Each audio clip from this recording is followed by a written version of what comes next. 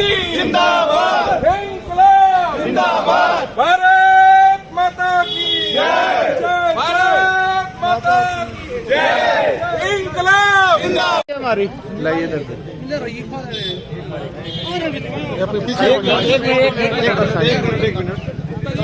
एक मिनट अब आने दो। कांग्रेस पार्टी जिंदाबाद कांग्रेस पार्टी जिंदाबाद पाटिल कुलदीप शर्मा जिंदाबाद पाटिल कुलदीप शर्मा जिंदाबाद कोई ना thank you ji thank you.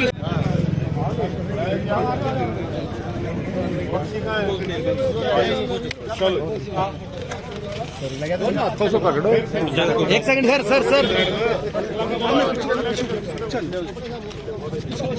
एक सेकंड जी एक सेकंड हाँ जी आप एक सेकंड सर सामने सर एक मिनट सब लोग हो जाएंगे एक सेकंड मुकेश मुनीश हम अपने कार्यकर्ताओं को 6 तारीख से इसकी ड्यूटी लगा रहे हैं और हर गांव तक पहुंचेंगे हमारे कार्यकर्ता, हर बूथ तक पहुंचेंगे, हर वर्ग में पहुंचेंगे, हर धर्म में पहुंचेंगे, सबको साथ लेकर भारतीय जनता पार्टी की सरकार का जो भोग है वो हमारे कार्यकर्ता डालेंगे। आप देख रहे हैं कि कांग्रेस अब एक संगठित एक स्वरूप है। सभी लोग इस बात को पहचान चुके हैं कि इकट्ठे रहकर भारतीय जनता पार्टी का शासन हम समाप्त करके अपनी सरकार बना सकते हैं। सब साथ हैं हमारे साथी और हम बड़ी मजबूती से इस कार्यक्रम को चलाएं। 2 महीने चले। अब आप पूछ सकते। शर्मा जी सवाल ये है कि पहली बार 5 साल के बाद टर्म के बाद 75 पार और 1 लाख का पार का नारा था करनाल में सीएम सिटी में, वो जीत का मार्जिन कम हुआ। अब क्या जीत का मार्जिन रहेगा? और ये भी साथ सवाल जोड़ रहा हूँ कि पंचकुला और गुड़गांव से ट्राई हो सकती है सीएम की चुनाव लड़ने की। देखिए, मुख्यमंत्री करनाल छोड़कर भागना की कोशिश करें, अपना ज्यादा समय पंचकुला में और गुड़गांव में बिता रहे हैं और कहीं ना कहीं चुपके से इशारा भी हो रहा है कि मुख्यमंत्री जी करनाल में अपनी हार को देखकर गुड़गांव या पंचकुला या कोई सेफ सीट ढूंढ रहे हैं। सिर्फ मुख्यमंत्री नहीं, भारतीय जनता पार्टी के सभी नेता सेफ सीट तो मुख्यमंत्री अपने फेलियर को देख चुके हैं, पहचान चुके हैं, समझ चुके हैं और मुख्यमंत्री जी को कांग्रेस का छोटा सा कार्यकर्ता है। बजट आने वाला है, हरियाणा का भी तैयारी चल रही है। कांग्रेस की किस तरह की तैयारी है घेरने की सरकार को और किन मुद्दों पे? 20 तारीख से बजट सत्र हो रहा है जी। जो कुछ मैंने अभी कहा है, बजट में एक तो इस सरकार को बजट की समझ नहीं है, जब तक समझ ही नहीं है, इकोनॉमी समझते ही नहीं है। मुख्यमंत्री खुद तो है finance minister, what he understands. मैं व्यक्तिगत रूप से कुछ नहीं कहना चाहता, लेकिन मैं पूछना चाहता हूं कि इकोनॉमी क्या है, हरियाणा में क्या है। हम उस सरकार को घेरेंगे कि कर्जा जो 60,000 करोड़ था वो 3 लाख करोड़ से ऊपर क्यों हो गया, तो क्या नई योजनाओं पे खर्च हुआ है? तो वो योजना का नाम बता दें। 3 लाख करोड़ से ज्यादा का, और अब पता लग गया इस एस्टिमेट में कितना आ रहा है। हम ये पूछेंगे कितनी नौकरियां दी गई, 1,82,000 सरकारी पद क्यों खाली पड़े। ये भी पूछेंगे कि हरियाणा कृषि प्रधान देश है, इसमें किसानों की इनकम की कोई तारीख मुख्यमंत्री रखेंगे तो नहीं कर रहे। एक तो 22 की जा चुकी, 23 में रख दें। ये भी पूछेंगे कि 7 लाख करोड़ का नई इन्वेस्टमेंट की इवेंट गुड़गांव में, तो इसमें कितने आए, किसी ने की इन्वेस्टमेंट।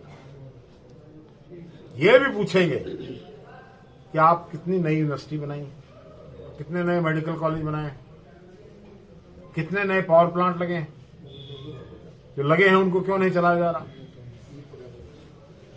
5,000 से ज्यादा स्कूल बंद कर दिए गए, 5,000 स्कूल। करीबन 1 लाख टीचर्स की जगह खाली है, स्कूल चलेंगे कैसे, ये भी पूछेंगे। ये भी पूछेंगे कि मुख्यमंत्री जी भ्रष्टाचार कब खत्म होगा। बजट सत्र में ये भी पूछेंगे कि मुख्यमंत्री जी आप सच बोलना कब शुरू करोगे, तारीख बताओ, उस तारीख से हम सच बोलना शुरू करें। सर एक सवाल है, आप बात कर रहे हैं मुख्यमंत्री ने मोहनलाल क्या किया। सर कांग्रेस की सरकार थी, कांग्रेस की सरकार में उत्तरी हरियाणा कितना विकास करेगा, ये जानना चाहेंगे सर। देखिए उत्तरी हरियाणा में जैसे तो छोटा हरियाणा है, आप इसको उत्तरी दक्षिणी बना रहे हो, चलो बनाइए। होगा सर। नहीं कोई नहीं। झज्जर में सोनीपत में हमारे पास हर चीज का जवाब है, आप थोड़ा सुन लीजिए। आप सिर्फ सवाल पूछ सकते हैं। देखिए हम पंचकुला से शुरू होंगे। National institute of fashion technology Panchkula में हमारी इंस्टीट्यूशन है, जो कि देश का प्रेस्टिजियस इंस्टीट्यूट। फिर उसके बाद यमुनानगर के अंदर पावर प्लांट लगा, जो कब से पेंडिंग था, जिसकी जमीन एक्वायर हुए 30 साल हो गए। लगाया किसने? हमने लगाया। कुरुक्षेत्र के अंदर नेशनल इंस्टीट्यूट ऑफ डिजाइन, जो ये किसानों को पहले पैसा दिया, छोटे किसानों को 5 एकड़ से कम, अब काट ली, ये किस लिए? देखिए किसानों के साथ बहुत बड़ा धोखा इस सरकार ने किया है। किसानों से फसल बीमा योजना के नाम पर ठगी हो गई, लोगों का नुकसान हो गया, फसलें चली गई, गिरदावरी नहीं हुई, कोई नुकसान नहीं मिला। लोगों को भावांतर भरपाई योजना के नाम पर ठगी कर दी। आलू 8 आने किलो बिक गया, आलू का रेट 8 रुपए था, जो सरकार ने किया था 7.5 रुपए देने चाहिए थे किसान को, सड़कों पर डाला गया टमाटर। गेहूं की आज 3400 रुपए गेहूं हो गया है, सरकार ने खरीदा 1940 रुपए। किसान को क्या फायदा हो? तो किसान को तो सबसे ज्यादा चोट मारने वाली एंटी फार्मर सरकार, किसान के खिलाफ 3 काले कानून बनाए। क्या इस बात में सच्चाई नहीं कि देश के प्रधानमंत्री ने टेलीविजन पर स्वयं आकर देश से माफी मांगी? किस चीज की माफी मांग रहे, और वो कानून वापस लिए। अगर वो सही कानून थे तो माफी किस चीज की ले रहे? इस बात के लिए देश से प्रधानमंत्री को माफी मांगनी। एक मुद्दा है हिंदुस्तान पाकिस्तान, हिंदू मुसलमान, चीन भारत, लड़ाई युद्ध जहाज राफेल, सब दिखाई देता था। मैं दावे से कहता हूं कि हमें भारत की सेनाओं पर गर्व है। पाकिस्तान के पास कोई हिम्मत नहीं कि हिंदुस्तान की तरफ देख भी ले, 3 बार रखें। पाकिस्तान के 2 टुकड़े करने वाली कांग्रेस की नेता इंदिरा गांधी थी। ये कह देंगे कांग्रेस तो पाकिस्तान के साथ है, कांग्रेस सेवा के देश की सेना के खिलाफ है। क्या लोग हैं ये? 1962 का भारत नहीं है, चीन घुस गया था। आज करके हिम्मत करा के दिखाए, दुनिया की तीसरी बड़ी शक्ति है चीन। हरियाणा की देश की सरहदों पर पैर रखते हुए घराती है। आज हम एक मजबूत राष्ट्र हैं, एक मजबूत इकोनॉमी की ओर बढ़ सकते हैं, लेकिन इस सरकार ने जो अपॉर्चुनिटीज प्रोवाइड करनी थी, जो प्रॉमिस देश के साथ किया गया, इस प्रदेश के लोगों के साथ किया, वो प्रॉमिस पूरा नहीं। आपने अभी अंडानी की बात की, आज ही बीजेपी का शीर्ष नेता एक डिबेट में ये बोल रहा था कि अमेरिका से जो रिपोर्ट लीक हुई है अडानी के बारे में, उसमें कांग्रेस की साजिश है। वो तो कांग्रेस का हाथ है ना, जो बीजेपी को हर चीज में दिखाई देता है।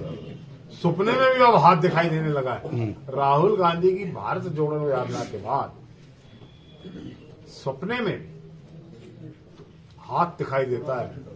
रात को नींद से जागकर उठकर पलटियां लेते हैं बीजेपी के। मुख्यमंत्री जी ने जो राहुल गांधी जी के बारे में टिप्पणी की थी, कांग्रेस ने बड़ा तीखा विरोध भी किया, आंदोलन भी किया, वो कहां तक मामला आगे बढ़ा मुख्यमंत्री जी की माफी को लेकर? देखिए मुख्यमंत्री जी का बहुत बड़ा पद होता है, एक संवैधानिक पद है, और ये कोई ऐसे मुख्यमंत्री नहीं है जो कल बने हो। 8 साल से मुख्यमंत्री। मुख्यमंत्री के पद पर बैठे हुए व्यक्ति को किसी भी व्यक्ति के बारे में एक स्तर से नीचे की बात करना शोभा नहीं देता। खट्टर साहब खुद सोच लें कि जो शब्द उन्होंने श्री राहुल गांधी के लिए इस्तेमाल किए, क्या वो ठीक है? अगर हम खट्टर साहब के बारे में कोई अपशब्द इस्तेमाल करते हैं तो मैं समझता हूं मैं अपने स्तर को भी गिरा रहा हूं और मुख्यमंत्री जैसे व्यक्ति के बारे में सोच कर बात करी। इसीलिए राहुल के बारे में मुख्यमंत्री जी को शोभा नहीं देता था और हम कांग्रेस के वर्करों ने इसका विरोध किया, इफेक्टिवली किया। लोकसभा विधानसभा चुनाव से पहले लोकसभा के चुनाव आएंगे, 10 सीटें हैं और अब कांग्रेस के पास कितनी है तो आप भी जानते हो। तो क्या मानते हैं कि कांग्रेस के पास लोकसभा की कितनी सीटें आ सकती है? देखिए, वो भी एक दौर था और आज भी एक दौर है, कल भी एक दौर होगा। इस सियासत के उस समय को मैं जानता हूं जब अटल बिहारी वाजपेयी अपनी सीट हार गए, अडवाणी जी जमानत जब्त के करीब पहुंच गए, इंदिरा जी हार गई थी, सिटिंग चीफ मिनिस्टर्स हारे हैं, पंजाब में हारे हैं। वक्त के साथ उसको ना समझें। हमारे माननीय सांसद हैं श्री संजय भाटिया जी, पहले म्युनिसिपल कमिश्नर थे। संजय भाटिया जी, आपके यहाँ कोई कुछ खरीदा नहीं है? कोई प्लॉट उन्होंने? आप ही बताओ। नहीं, खरीदा तो मुझे कई तरह की सूचनाएं आती हैं। अरे चावला तो कोई कॉलोनी के बारे में सुना था? चावला को तो मैं जब से जानता हूँ, जब बेग भी बाल सफेद नहीं था मेरा। हैं? चावला पूछ रहे हैं कहाँ कॉलोनी कहाँ कट रही है? वो एमपीसी है, एमपीसी, और उनका महकमा भी एमपीसी है, मेंबर पार्लियामेंट कॉलोनाइजेशन। अब उनको कॉलोनियों से फुर्सत मिलेगी तो ही तो मेंबर पार्लियामेंट कुछ काम करेंगे। देश में सेकंड लार्जेस्ट जीत हासिल की थी वोटों के हिसाब से, तो क्या मानते हैं कितना वोट अब बचा हुआ उनका? देखिए, ऐसा है, उस वोट एक भी संजय भाटिया के नाम पर नहीं थी। संजय भाटिया जी मेरी तरह आजाद चुनाव लड़े, अगर वो 1000 वोट ले जाएं तो मुझे पकड़ लेना। संजय भाटिया की कोई जीत नहीं थी, कुछ नहीं था। हरियाणा में 10 की 10 सीट जीते हैं वो।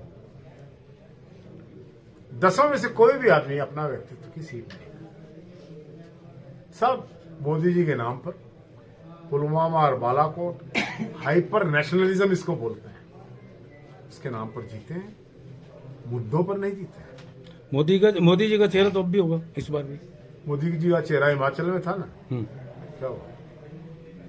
राजस्थान में भी था, मध्य प्रदेश में भी था, बिहार में भी था, छत्तीसगढ़ में भी था, महाराष्ट्र में भी था, कर्नाटक में भी था।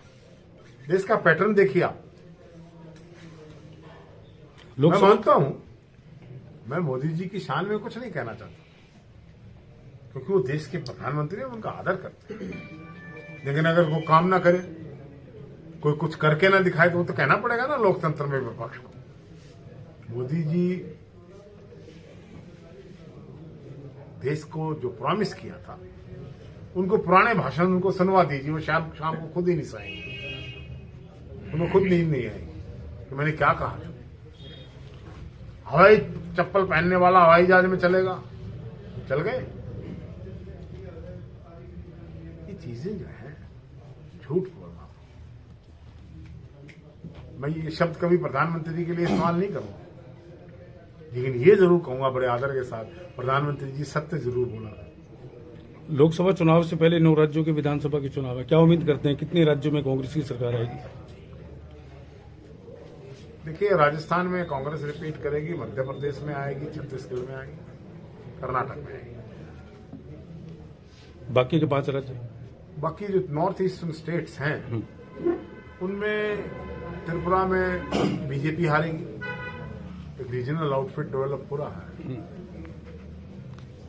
कांग्रेस भी अच्छी परिस्थिति में आ सकती है। लेकिन वहां पर एक इतिहास रहा है, नॉर्थ ईस्टर्न स्टेट्स की अलग पॉलिटिक्स है, वो राष्ट्रीय राजनीति में एक बहुत बड़ा मेजर रोल नहीं है उनका, जो फ्यू सीट्स, लेकिन जो सीट मैटर करते हैं वो जिस बेल्ट्स में हैं, वहां आप देखेंगे, एक अगर विश्लेषण किया जाए तो हिमाचल में कांग्रेस जीती है, 40 सीट आई है, बीजेपी हारी है, 25 सीट आई। वोट कितनी? हमारी 43.9 है, उनकी 43 है। राजनीति के विश्लेषण समीकरण अलग अलग बन जाया करते। 6 लाख वोटों से ज्यादा जीतना संजय भाटिया की जीत नहीं थी, नो, ना मेरी हार थी।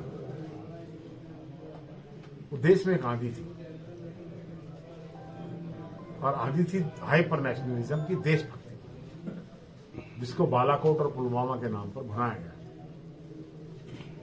ये एक बात है। छत्तीसगढ़ मध्य प्रदेश में चुनाव है, लेकिन एक छत्तीसगढ़ में एक बाबा जी के जो आस्था और धर्म को लेकर एक मुद्दा बड़ा प्रचलित हुआ है। किस दृष्टि से देखते हैं आप? कौन है वो बाबा? बागेश्वर धाम की जो बागेश्वर धाम वीरेंद्र शास्त्री, धीरेन्द्र शास्त्री क्या कर, कौन है? आजकल बड़े चल रहे हैं। बागेश्वर धाम, बागेश्वर धाम के सनातन धर्म को लेकर बड़े बयानबाजी आ रही है उनकी तरफ से, और भाजपा उनका पक्ष ले रही है, मतलब उनके पक्ष में है। किस रूप में देख रहे हैं आप? क्योंकि चुनाव है मध्य प्रदेश और छत्तीसगढ़ में, और छत्तीसगढ़ और मध्य प्रदेश में उनका वर्चस्व। बोलेंगे तो ये कौन सा बाबा है, ये हमारे पर मुकदमा कर देगा क्या? हैं? आप किस रूप में देखिए, देखते एक बात कहना चाहता हूं, समझ लीजिए। गुरु आपके और परमात्मा के बीच की सीढ़ी है, लेकिन परमात्मा और आपके बीच में हवा भी नहीं है। मैंने एक बार अपने गुरु से पूछा था कि सबसे सस्ता हनुमान जी का यज्ञ कौन सा हो सकता है? तो सबसे सस्ता है खुद करो, अपने आप माला फेरनी शुरू कर दो, ना पंडित की जरूरत पड़ेगी, ना किसी यज्ञ की जरूरत पड़ेगी। आप कब वही रहे हो जो दूसरा आदमी आपके लिए करेगा। तो ये जो किसी भी धाम के जो बाबा है ना, जो सनातन धर्म के, पता नहीं क्या कह रहे हो, क्या कर दिया उन्होंने सनातन धर्म? सनातन चमत्कार करते हैं, कुछ चमत्कार, आपके मन की बात, कुछ चमत्कार दिखाते हैं वो अपने मंच पे, चमत्कार दिखाते हैं। वो कहते हैं मैं खुद नहीं करता, मेरे में भगवान नहीं है, लेकिन जब मैं बैठता हूं तो मेरे गुरु के आशीर्वाद से हो जाता है। उसको चैलेंज किया था किसी ने, महाराष्ट्र के कुछ लोगों ने। वो शायद आपकी दृष्टि में है नहीं। का श्लोक है, वेद का है, तो बोलूंगा तो कोई महिला संगठनों की आवाज उठ जाएगी, इसलिए बोलूंगा नहीं। अच्छा, वरना वेद हमारी संस्कृति है। वेद में क्या लिखा है? पुरुष के भाग्य का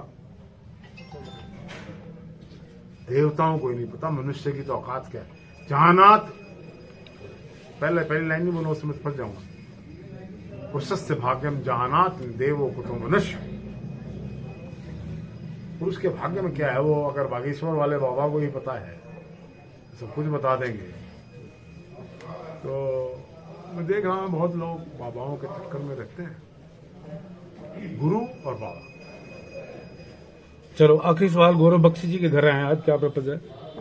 गौरव बख्शी जी आपसे मिलवाना चाहते थे हमें, क्योंकि चावला साहब से और सभी साथियों से मैं आके मिलूं, बहुत दिन हो गए हैं। एक ये चाह रहे थे कि हमारे जो यहाँ कार्यकर्ता साथी हैं, नेता हैं, हम सब बैठकर, क्योंकि यहाँ पर कांग्रेस का कोई कार्यालय नहीं है, तो बैठकर को बात करें, हाथ से हाथ जोड़ो कार्यक्रम की सफलता के बारे में बात करें। इसलिए बुलाया है कि जो प्रेस के अंदर प्रचारित बातें कांग्रेस के बारे में रहती हैं, उनमें कोई वो नहीं है। हमारे लिए सभी नेता बराबर हैं। मुझे कोई नेता माने ना माने, मैं सबको नेता मानता हूं। मैं उसको भी नेता मानता हूं जो सुबह 4 बजे थाली लेकर राहुल जी के प्रेजेंस में ईमानदारी से खड़े हैं। मैं उसको भी नेता मानता हूं जो यहां पर तरावड़ी के पास, पधाना के पास, शामगढ़ के पास, इधर सुबह 6 बजे, 4-5 बजे ठंड में, वो भी नेता है। वो बना रहे हैं इस मकान को। कांग्रेस के हर के कार्यकर्ता और नेता को मैं बराबर और सम्मान मानता हूं। तो यहाँ ना कोई बड़ा है ना कोई छोटा है, सब बराबर। सर भाजपा नेताओं का